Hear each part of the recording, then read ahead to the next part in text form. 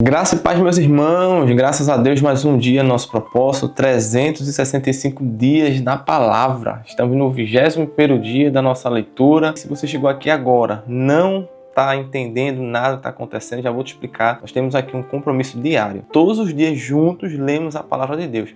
15 a 20 minutos, que representa menos de 0,5% do seu dia. Então já te convido a se aproximar mais de Deus através da leitura da palavra. Clica aqui acima para você fazer parte, iniciar o seu propósito. Se você crê em Deus, você tem que se apegar à palavra do Senhor, que é a palavra que nos direciona, que nos ensina, que nos corrige, que fortalece a nossa fé.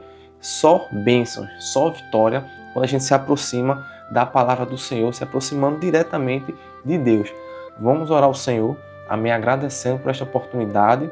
Feche seus olhos. Senhor meu Deus, eterno Pai, eu te louvo, ó Deus, pela tua grande misericórdia sobre as nossas vidas. Tua misericórdia que se renova esta manhã sobre a vida de cada um de nós que aqui estamos. Ó Pai, nós somos simples e falhos pecadores, Senhor, mas o Senhor nos amou. E aqui estamos nós diante da tua presença para buscar o entendimento, aprendizagem, através da leitura da tua santa palavra. Palavra que nos ensina e que nos direciona aquilo que é a tua vontade. Então, Espírito Santo, conduz a leitura do dia de hoje, fala com cada um de nós, ó Deus, tu sabe das nossas necessidades e fala aos nossos corações. Faz cair por terra todas as armadilhas e setas do inimigo contra esse propósito e que o teu nome seja glorificado para a honra e glória do Senhor, porque só o Senhor é digno de toda a honra, toda a glória e todo o louvor. Amém. Graças a Deus. Abra aí sua Bíblia no livro de Gênesis, capítulo 41. Estamos aí falando da história de José, que foi levado como escravo, vendido pelos próprios irmãos. José explica os sonhos do rei. 2 anos se passaram. Um dia o rei do Egito sonhou que estava de pé na beira do rio Nilo. De repente, saíram do rio 7 vacas bonitas e gordas, que começaram a comer o capim da beira do rio. Logo em seguida saíram do rio outras 7 vacas feias e magras, que foram ficar perto das primeiras vacas, na beira do rio. As vacas feias e magras engoliram as bonitas e gordas. Aí o rei acordou, mas tornou a dormir e teve outro sonho. Desta vez ele viu 7 espigas de trigo que saíam de um mesmo pé. Elas eram boas e cheias de grãos. Depois saíram 7 espigas secas e queimadas pelo vento quente do deserto. E elas engoliram as 7 espigas cheias e boas. O rei acordou, tinha tido um sonho. De manhã ele estava muito preocupado e por isso mandou chamar todos os adivinhos e todos os sábios do Egito. O rei contou os seus sonhos, mas nenhum dos sábios foi capaz de dar a explicação. Então o chefe dos copeiros disse ao rei: chegou a hora de confessar um erro que cometi. Um dia o Senhor ficou com raiva de mim e do chefe dos padeiros e nos mandou para a cadeia, na casa do capitão da guarda. Certa noite, cada um de nós teve um sonho, e cada sonho queria dizer uma coisa. Lá na cadeia estava com a gente um moço hebreu, que era escravo do capitão da guarda. Contamos a esse moço os nossos sonhos, e ele explicou o que queriam dizer, e tudo deu certo exatamente como ele havia falado. Eu voltei para o meu serviço e o padeiro foi enforcado. Então o rei mandou chamar José, e foram depressa tirá-lo da cadeia. Ele fez a barba, trocou de roupa e se apresentou ao rei. Então o rei disse: eu tive um sonho que ninguém conseguiu explicar. Ouvi dizer que você é capaz de explicar sonhos. Isso não depende de mim, respondeu José. É Deus quem vai dar uma resposta para o bem do Senhor, ó rei. Aí o rei disse: sonhei que estava de pé na beira do rio Nilo. De repente saíram do rio 7 vacas bonitas e gordas que começaram a comer o capim da beira do rio. Depois saíram do rio outras 7 vacas, mas estas eram feias e magras. Em toda a minha vida eu nunca vi no Egito vacas tão feias como aquelas. E as vacas feias e magras engoliram as bonitas e gordas, mas nem dava para notar isso, pois elas continuavam tão feias como antes. Então eu acordei. Depois tive outro sonho. Eu vi 7 espigas de trigo boas e cheias de grãos, as quais saíam de um mesmo pé. Depois saíram 7 espigas secas e queimadas pelo vento quente do deserto, e elas engoliram as 7 espigas cheias e boas. Eu contei os sonhos aos adivinhos, mas nenhum deles foi capaz de explicá-los. Então José disse ao rei: os 2 sonhos querem dizer a mesma coisa. Por meio deles, Deus está dizendo ao Senhor o que ele vai fazer. As 7 vacas bonitas são 7 anos, e as 7 espigas boas também são. Os dois sonhos querem dizer uma coisa só. As 7 vacas magras e feias que saíram do rio depois das bonitas e também as 7 espigas secas e queimadas pelo vento, quente do deserto, são 7 anos em que vai faltar comida. É exatamente como eu disse. Deus mostrou ao Senhor, ó rei, o que ele vai fazer. Virão 7 anos em que vai haver muito alimento em todo o Egito. Depois virão 7 anos de fome. E a fome será tão terrível que ninguém lembrará do tempo em que houve muito alimento no Egito. A repetição do sonho quer dizer que Deus resolveu fazer isso e vai fazer logo. E José continuou: portanto, será bom que o Senhor, ó rei, escolha um homem inteligente e sábio e o ponha para dirigir o país. O rei também deve escolher homens que ficarão encarregados de viajar por todo o país para recolher a 5ª parte de todas as colheitas, durante os 7 anos em que elas forem boas.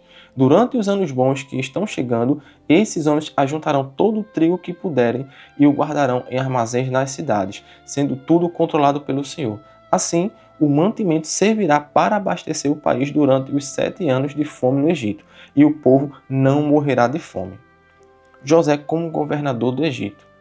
O conselho de José agradou ao rei e aos seus funcionários, e o rei lhes disse: não poderíamos achar ninguém melhor para dirigir o país do que José, um homem em quem está o Espírito de Deus. Depois virou-se para José e disse: Deus lhe mostrou tudo isso e assim está claro que não há ninguém que tenha mais capacidade e sabedoria do que você. Você vai ficar encarregado do meu palácio e todo o meu povo obedecerá às suas ordens.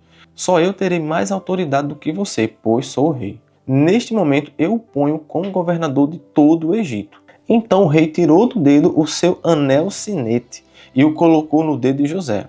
Em seguida mandou que o vestissem com roupas de linho fino e pôs uma corrente de ouro no pescoço dele. Depois fez com que José subisse no carro reservado para a maior autoridade do Egito, depois do rei, e mandou que os seus homens fossem na frente dele gritando: abram caminho. Assim José foi posto como governador de todo o Egito. O rei disse a José: eu sou o rei, mas sem a sua licença ninguém poderá fazer nada em toda a terra do Egito. O rei pôs em José o nome de Zafenate-Paneia e lhe deu como esposa Asenate, filha de Potífera, que era sacerdote da cidade de Heliópolis. José tinha 30 anos quando entrou para o serviço do rei no Egito. Ele saiu da presença do rei e viajou por todo o Egito. Durante os 7 anos de fartura, a terra produziu cereais em grande quantidade. E José juntou todos os cereais e os guardou em armazéns na cidade, ficando em cada cidade os cereais colhidos nos campos vizinhos. José ajuntou tanto mantimento que desistiu de pesar, pois não dava mais, parecia a areia da praia do mar. Antes de começarem os anos de fome, José teve 2 filhos com a sua mulher Asenate. Pôs no primeiro o nome de Manassés e explicou assim: Deus me fez esquecer todos os meus sofrimentos e toda a família do meu pai. No segundo filho, pôs o nome de Efraim e disse: Deus me deu filhos no país onde tenho sofrido. Então acabaram-se os 7 anos de fartura no Egito e, como José tinha dito, começaram os 7 anos de fome. Nos outros países o povo passava fome, mas em todo o Egito havia o que comer. Quando os egípcios começaram a passar fome, foram pedir alimentos ao rei e disse: vão falar com José e façam o que ele disser. Quando a fome aumentou no país inteiro, José abriu todos os armazéns e começou a vender cereais aos egípcios. E de todos os países vinham gente ao Egito para comprar cereais de José, pois no mundo inteiro havia uma grande falta de alimentos. Amém. Dando continuidade, Gênesis capítulo 42. Os irmãos de José vão até o Egito. Quando Jacó soube que havia mantimentos no Egito, disse aos filhos: por que vocês estão aí de braços cruzados? Ouvi dizer que no Egito há mantimentos. Vão até lá e comprem cereais para não morrermos de fome. Então os 10 irmãos de José, por parte de pai, foram até o Egito para comprar mantimentos. Mas Jacó não deixou que Benjamim, o irmão de José, por parte de pai e de mãe, fosse com eles. Ele tinha medo de que lhe acontecesse alguma desgraça. Os filhos de Jacó foram comprar mantimentos junto com outras pessoas, pois em todo o país de Canaã havia fome. Como governador do Egito, era José quem vendia cereais às pessoas que vinham de outras terras. Quando os irmãos de José chegaram, eles se ajoelharam na frente dele e encostaram o rosto no chão. Logo que José viu os seus irmãos, ele os reconheceu, mas fez de conta que não os conhecia. E lhes perguntou com voz dura: vocês de onde vêm? Da terra de Canaã, responderam. Queremos comprar mantimentos. José reconheceu os seus irmãos, mas eles não o reconheceram. Então José lembrou dos sonhos que tinha tido a respeito deles e disse: vocês são espiões que vieram para ver os pontos fracos do nosso país. Eles responderam: de modo nenhum, Senhor. Nós, os seus criados, viemos para comprar mantimentos. Somos filhos de um mesmo pai. Nós não somos espiões, Senhor. Somos gente honesta. Não acredito, disse José. Vocês vieram para ver os pontos fracos do nosso país. Eles disseram: nós moramos em Canaã. Somos ao todo 12 irmãos, filhos do mesmo pai. Mas um irmão desapareceu e o mais novo está neste momento com o nosso pai. José respondeu: é como eu disse, vocês são espiões. E o jeito de provar que vocês estão dizendo a verdade é este: enquanto o irmão mais novo de vocês não vier para cá, vocês não sairão daqui. Isso eu juro pela vida do rei. Um de vocês irá buscá-lo, mas os outros ficarão presos até que fique provado se estão ou não dizendo a verdade. Se não estão, é que vocês são espiões, juro pela vida do rei. E os pôs na cadeia por 3 dias. No terceiro dia, José disse a eles: eu sou uma pessoa que teme a Deus. Vou deixar que vocês fiquem vivos, mas com uma condição. Se, de fato, são pessoas honestas, que um de vocês fique aqui na cadeia e que os outros voltem para casa levando mantimentos para matar a fome das suas famílias. Depois tragam aqui o seu irmão mais moço. Isso provará se vocês estão ou não dizendo a verdade, e se estiverem, não serão mortos. Eles concordaram e disseram uns aos outros: de fato, nós agora estamos sofrendo por causa daquilo que fizemos com o nosso irmão. Nós vimos a sua aflição quando pedia que tivéssemos pena dele, porém não nos importamos. Por isso, agora é a nossa vez de ficarmos aflitos. E Rúben disse assim: eu bem que disse que não maltratassem o rapaz, mas vocês não quiseram me ouvir. Por isso agora estamos pagando pela morte dele. Eles não sabiam que José estava entendendo o que diziam, pois ele tinha estado falando com eles por meio do intérprete. José saiu de perto deles e começou a chorar. Quando pôde falar outra vez, voltou, separou Simeão e mandou que fosse amarrado na presença deles. José mandou que os empregados enchessem de mantimentos os sacos que os irmãos haviam trazido e que devolvessem o dinheiro de cada um, colocando nos sacos de mantimentos, e também que lhes dessem comida para a viagem, e assim foi feito. Os irmãos de José carregaram os jumentos com os mantimentos que haviam comprado e foram embora. Quando chegaram ao lugar onde iam passar a noite, um deles abriu o saco para dar comida ao seu animal e viu que o seu dinheiro estava ali na boca do saco de mantimentos. Ele disse aos irmãos: vejam só, o meu dinheiro está aqui no meu saco de mantimentos. Eles devolveram. Todos ficaram muito assustados e tremendo de medo. Perguntavam uns aos outros: o que será isso que Deus fez com a gente?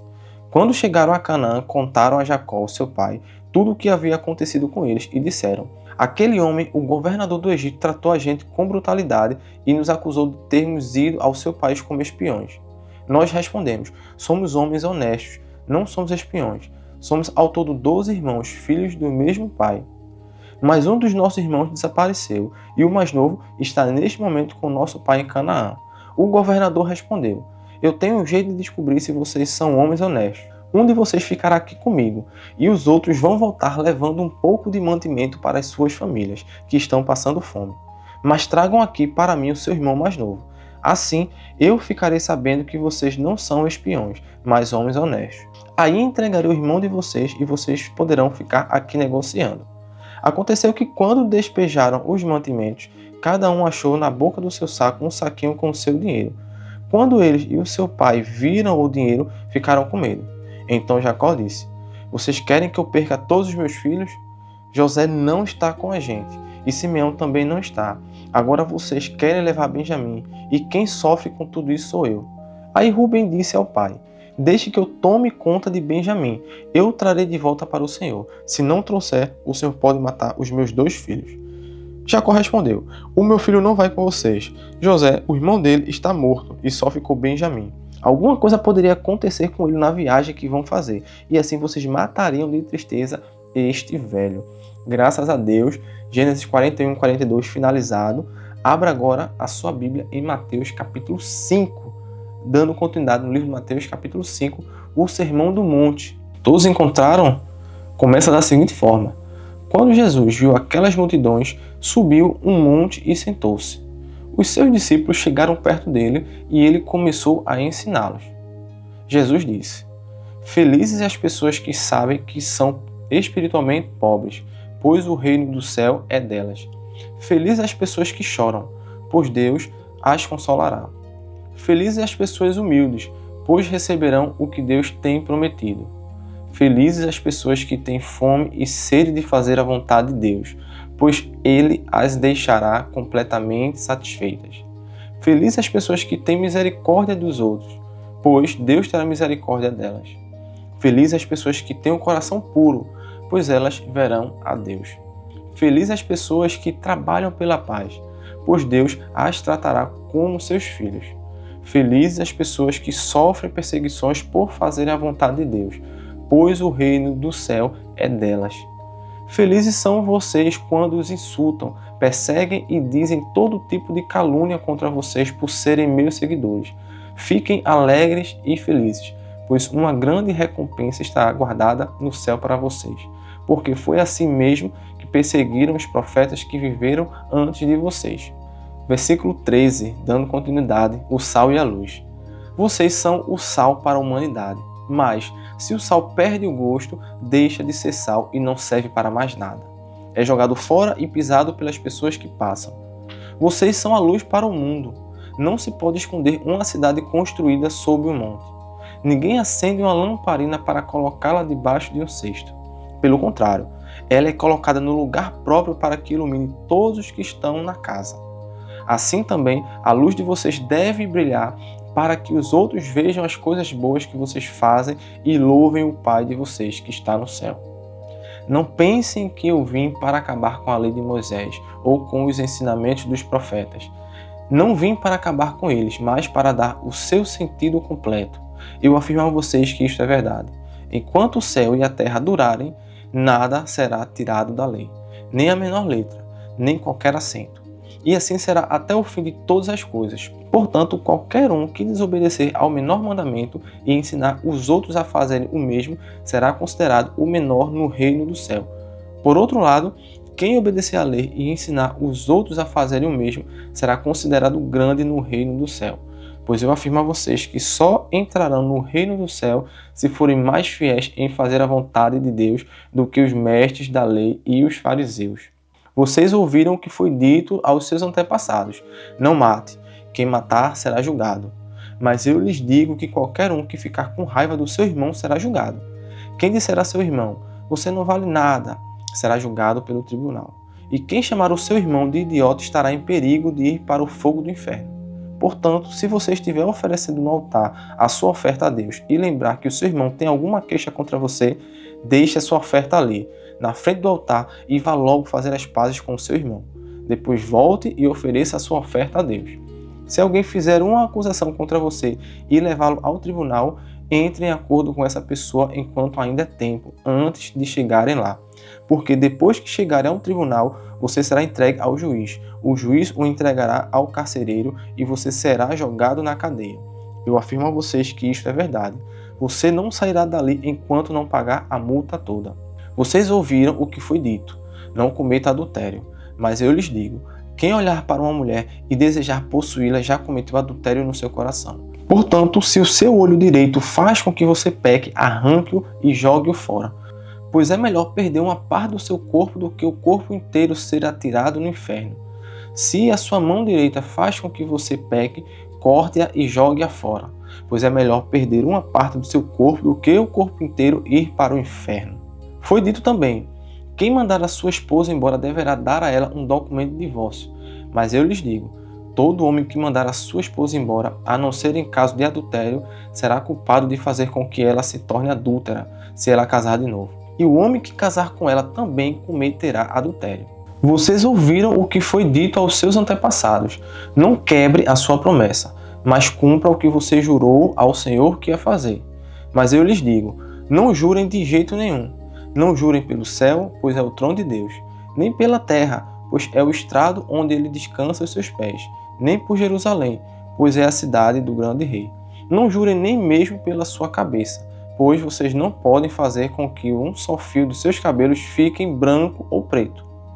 Que o sim de vocês seja sim, e o não, não, pois qualquer coisa a mais que disserem vem do maligno.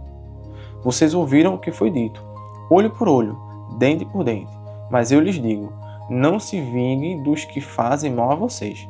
Se alguém lhe der um tapa na cara, vire o outro lado para ele bater também. Se alguém processar você para tomar a sua túnica, deixe que leve também a capa. Se um dos soldados estrangeiros forçá-lo a carregar uma carga a 1 quilômetro, carregue a 2 quilômetros. Se alguém lhe pedir alguma coisa, dê. E, se alguém lhe pedir emprestado, empreste. Vocês ouviram o que foi dito. Amem os seus amigos e odeiem os seus inimigos. Mas eu lhes digo, amem os seus inimigos e orem pelos que perseguem vocês, para que vocês se tornem filhos do Pai de vocês, que está no céu. Porque ele faz com que o sol brilhe sobre os bons e sobre os maus, e dá chuvas tanto para os que fazem o bem, como para os que fazem o mal. Se vocês amam somente aqueles que os amam, por que esperam que Deus lhes dê alguma recompensa? Até os cobradores de impostos amam as pessoas que os amam. Se vocês falam somente com os seus amigos, o que é que estão fazendo demais? Até os pagãos fazem isto. Portanto, sejam perfeitos, assim como é perfeito o Pai de vocês, que está no céu. Amém. Quantos ensinamentos grandiosos para nós hoje. É bênção, irmãos. Bênçãos. Vamos agora finalizar a leitura de hoje com Provérbios capítulo 21. Abra sua Bíblia no livro de Provérbios capítulo 21 para finalizarmos o dia de hoje. Para o Senhor Deus, controlar a mente de um rei é tão fácil como dirigir a correnteza de um rio. Se você pensa que tudo o que faz é certo, lembre que o Senhor julga as suas intenções.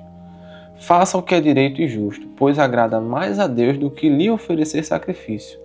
Os maus são dominados pelo orgulho e pela vaidade, e isso é pecado. Quem planeja com cuidado tem fartura, mas o apressado acaba passando necessidade. A riqueza que é ganha desonestamente acaba logo e é uma armadilha mortal. Os maus são destruídos pela sua própria violência porque se negam a fazer o que é direito. O culpado segue caminhos errados, mas o inocente faz o que é direito. É melhor morar no fundo do quintal do que dentro de casa com uma mulher briguenta. Os maus têm fome do mal, eles não têm pena de ninguém. Quando o zombador é castigado, as pessoas sem experiência aprendem uma lição. Quando se ensina o sábio, o seu conhecimento é aumentado. Deus, que é justo, observa os maus e os faz cair na desgraça.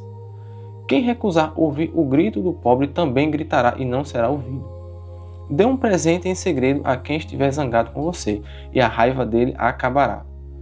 Quando se faz justiça, os bons ficam felizes, porém os maus ficam apavorados. Quem se afasta do bom senso está caminhando para a morte. Quem ama os prazeres passará necessidade. Quem ama o vinho e a boa comida nunca ficará rico. As pessoas honestas ficam livres da angústia e os maus sofrem em lugar dos bons. É melhor morar no deserto que com uma mulher que vive resmungando e se queixando. O homem sensato tem o suficiente para viver na riqueza e na fartura, mas o insensato não, porque gasta tudo o que ganha. Quem é bondoso e direito terá uma vida longa e será tratado com respeito e justiça. Uma pessoa inteligente pode conquistar uma cidade defendida por homens fortes e destruir as muralhas em que eles confiavam. Se você não quer se meter em dificuldades, tome cuidado com o que diz. Chamamos de zombador o homem vaidoso que trata os outros com orgulho e desprezo. O preguiçoso morre desejando muitas coisas porque se nega a trabalhar. Ele passa o dia inteiro pensando no que gostaria de ter, mas a pessoa de caráter tem o que dar e dá com prazer. Deus detesta os sacrifícios que os maus lhe oferecem, especialmente quando oferecem com más intenções. A testemunha falsa será condenada à morte, mas a palavra da pessoa que costuma ouvir bem as coisas será aceita. O homem direito tem confiança em si mesmo, porém o mal só finge que tem. A sabedoria, a inteligência e o entendimento das pessoas não são nada na presença do Senhor. Os homens aprontam os cavalos para a batalha, mas quem dá a vitória é Deus, o Senhor. Glória a Deus. Mais um dia de leitura maravilhosa do Senhor. Glória a Deus. Vamos orar.